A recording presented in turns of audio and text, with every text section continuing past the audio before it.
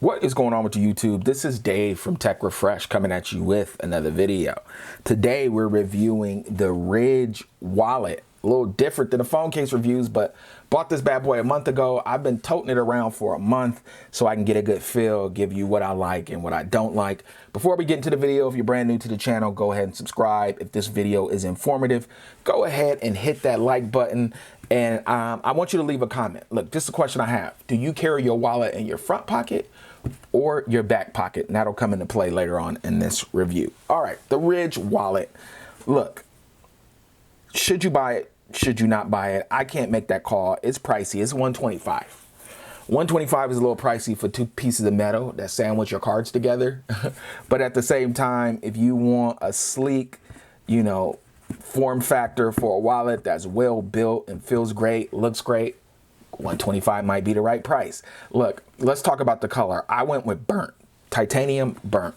Pulled it out. I'm not a light accessory guy, but you know what? I'm impressed. I really like how this looks. It just looks different. I can definitely recommend this color. I know the black looks dope, but this titanium burnt is just a great look. I'm coming from an old school beat up leather wallet. Now I got this sleek looking thing, and you know what? I'm impressed. So if you're looking, waffling on the color, or you weren't sure about the titanium burnt because it is a little polarizing, I could say it does look good in person. I feel like the camera doesn't do it justice. It looks great. Now, let's get into the things I like about the wallet. Form factor. It's amazing. That's what I was looking for. That was my primary reason for buying a Ridge wallet, was I wanted something slim, sleek, not the big old leather thing I was toting around. Now, one thing this wallet will make you do, so it holds 12 cards, has RFID blocking. The 12 cards, it'll make you limit what you tote around. I got rid of cards that I don't even know why they were in my old wallet. You know, expired AAA cards that were just tucked behind something.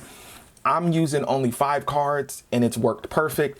You have the money, you get choose a money clip or a money strap. I want the money strap. That works perfect. It holds your money in place.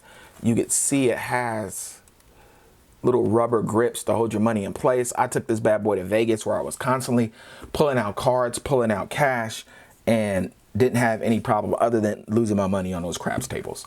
But overall, it does exactly what it's supposed to do. So one thing that I really like about the wallet, now this is I guess the polarizing part about the wallet, is getting your stuff in and out. So getting it in, it's no problem. The way they've built it, it's just no problem getting your stuff in. I guess it's these slopes. I don't know what it is, why cards slide in so easy, because I thought I was gonna have an issue. But no, cards slide in so easy. Getting your stuff out, that could be a little different. It's not bad, it's not hard, it's just something you have to get used to. I'm not the best at it yet. It can be a little cumbersome if you're working with one hand, but it works. So basically, you want to keep the things you use the most, and I only really used one card for the most part, maybe 2, on the inside and the outside, so you can just push, pull it out. Push, pull it out. When you have stuff in the middle, you do have to start fanning and figuring it out, but it's not a problem. It's just different than the old school wallet. I don't have issue with it. I'm just going to have to get a little better at doing it, but it's nothing too difficult. Now, dislikes, I really don't have any. The one that's kind of weird, the reason why I asked, do you keep it in your front or your back pocket? I keep everything in my front pocket. So I have phone, keys, wallet. Keys, wallet are metal. I gotta keep them away from my phone. And then I keep my keys and my wallet in the same pocket. And I know over time, those keys are gonna do a number on this titanium. So far they haven't, but I've been mindful of my keys in my wallet, kind of positioning them so the keys aren't scratching up the wallet. But I know eventually I'm not going to be that mindful and they're gonna do a number on this wallet. Updates will be coming. If this thing starts looking run down, I'll show you guys what it looks like after it gets run down. But so far, even that hasn't been an issue. So $125, is it worth it?